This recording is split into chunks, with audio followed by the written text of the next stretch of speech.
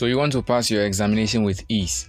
Now I have this simple one trick or technique that will help you to pass your exams.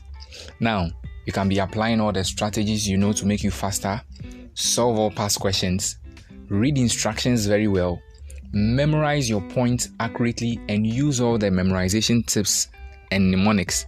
But if you lack this one technique, and it is understanding of questions, I've selected some common keywords you see in most essay questions, and I'm going to be breaking them down for you.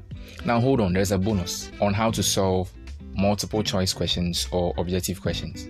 So you have the ABCD questions as well as true or false questions.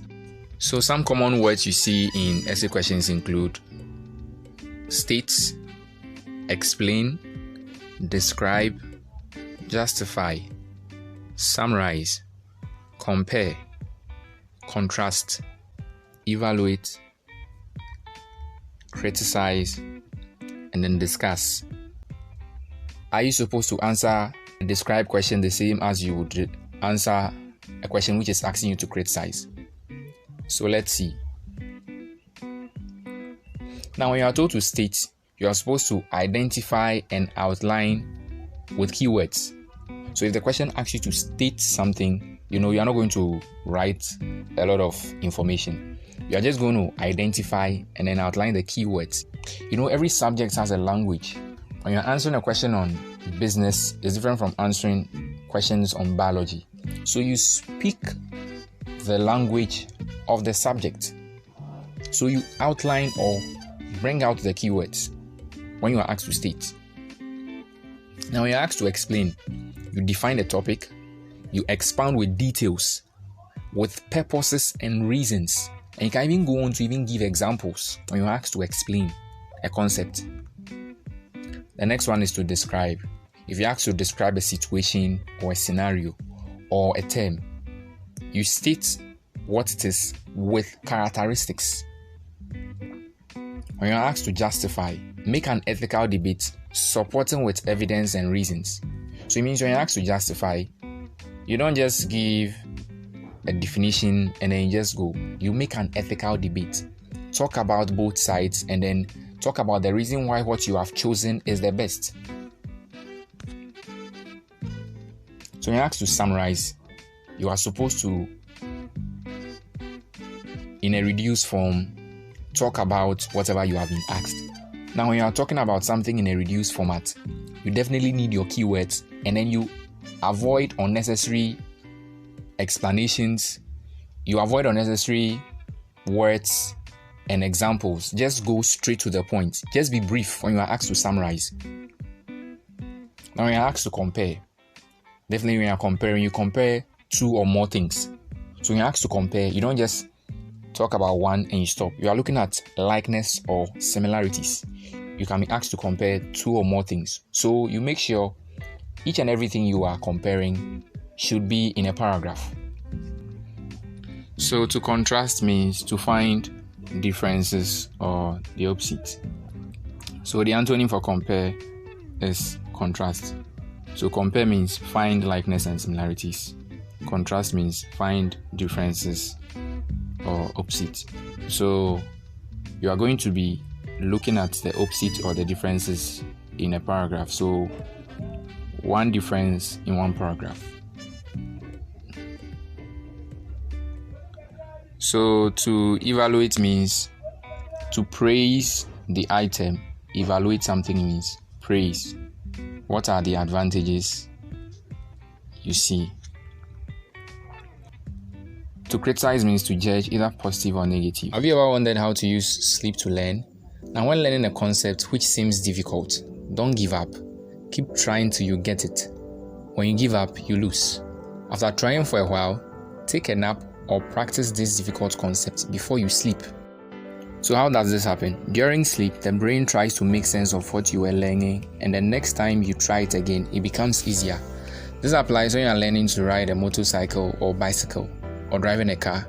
There's always an improvement the next day you get your hand on the vehicle to continue learning. Getting confused is a sign that you are making effort. Now I created a Telegram channel for my faithful subscribers to get study tips daily.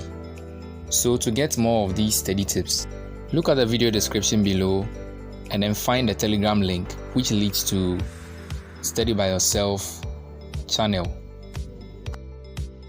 So you are welcome to the objectives or MCQ section. So the first tip is read questions carefully. Sometimes the position of the answer is changed. So you might be thinking, oh, I already solved it. I knew it was A when I solved it. But sometimes the teachers can change the position. So read questions carefully. Read all the choices, even if the first choice looks like it's the answer. Which one best fits? Sometimes two answers might be the answer, but you have one which best fits. So sometimes you can just choose the first one and then the teacher might explain to you why maybe the C option or the D option is the best. So read all choices. And the last, which is my favorite method, elimination method. Sometimes you read a question, maybe because of a keyword, you have no idea about the answer. What you do is use elimination. Choose the odd one out. Looking through the options, which one is odd? And another side of the elimination is sometimes you read a question and it looks like there are these two options which cannot be the answers. So cancel those ones out. As you cancel those ones out, you realize that maybe there's going to be one or two. Since you have no option or you have no idea and it's exam, just choose one of them. You have a 50% chance. Now, when it comes to true or false questions, most generalizations are false. What I mean by generalizations is, if a question goes like, all boys wear singlets. So you see, it's a generalization. So it's not true, it's false. So you have words like always, never, and then only. All these words can be used in a question to generalize it. And take note, I said most, I didn't say all of them. I said most generalizations are false. So for true statements, all information should be true. For you to choose true for a particular statement, all the information should be true. You know, sometimes you can be given some sort of like a passage to tell if it's true or false. If one of the sentences in there, it looks like a passage. That's what I'm calling a passage. When one of the sentences is false, the whole statement is false. So let's look at an example. The earth is bigger than the moon, and the moon is bigger than the sun. So let's see if this is true or false. Now I'll give you time to check.